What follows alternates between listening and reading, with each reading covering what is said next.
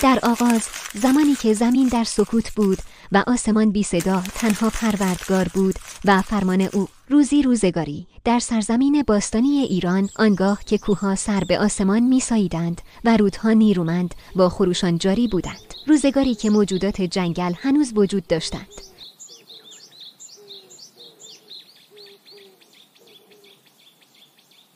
زمانی که فرشته‌ها در تمام سرزمین آزادان زندگی می‌کردند، انسانی از دل سرزنبند برخاست تا تمام موجودات را با همدیگه متحد کند. این مرد بزرگ کسی نبود به جز کیومرث که فکر بزرگی در سر داشت. او توانست اتحاد بین فرشته‌ها و دیوها را برقرار کند.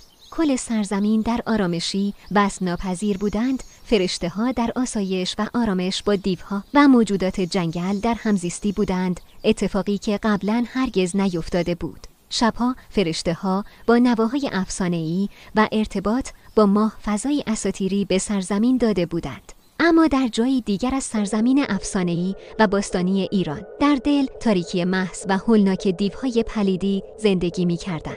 با رهبری دیو سیاه که دیو سیاه اصلاً از این اتحاد بین موجودات سرزمین با هم خوشحال و راضی نبود. به همین خاطر به کیومرث اعلام جنگ می‌کند و کیومرث با سپاهی از دیوها و انسانها به جنگ با دیو سیاه می‌روند. کیومرث و سپاهیانش در جنگی که با سپاه دیو سیاه داشتند پیروز میدان می‌شوند و دیو سیاه را شکست می‌دهند و این گونه شد که اولین پادشاه زمین کیومرث به تخت پادشاهی می‌نشیند و در تمام سرزمین ماه‌ها تمام موجودات جنگل و دیوها و فرشته‌ها جشن وبزم و ضیافت داشتند. چند سال می‌گذره روزی که کیومرث در جنگل می‌گردد که یک دفعه فرشته خدا بر او ظاهر می‌شود و خبری به او می‌دهد. فرشته به کیومرث میگه که گرگین پسر دیو سیاه با سیامک پسر عزیزه تو اعلام جنگ کرده و می‌خواهد با سیامک بجنگد. همین الان هم گرگین در راه است که به جنگ با سیامک بیاید. کیومرث اتفاقی که برایش افتاده رو برای سیامک بازگو می‌کند. سیامک قبول می‌کند که با جنگ با گرگین برود با قلبی پر از غرور و امید پیروزی.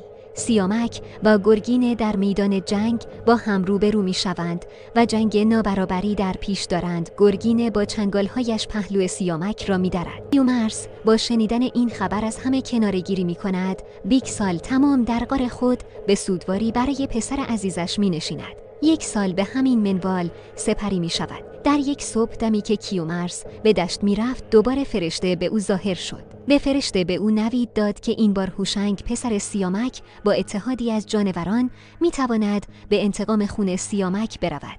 هوشنگ که خبر را شنید سپاهی جمع کرد از هزاران تعداد از دیوهای متحد، هزاران تعداد از موجودات جنگل و فرشته‌ها، هزاران تعداد انسان‌هایی که جان خود را برای انتقام خون سیامک از دیو سیاه می‌دادند، هزاران تعداد شیرها و پلنگها و حیوانات جنگل. در سمت دیگر ماجرا دیو سیاه هم سپاه خود را آماده کرد. سپاهی از بهترین جنگجویان و پلیدترین دیوها و بیرحمترین آنها. نبرد بین سپاه ظلمت و تاریکی با سپاه پاکی شروع می شود. تمام موجودات سرزمین برای انتقام خون سیامک تا پای جان با سپاه ظلم و تاریکی جنگیدند.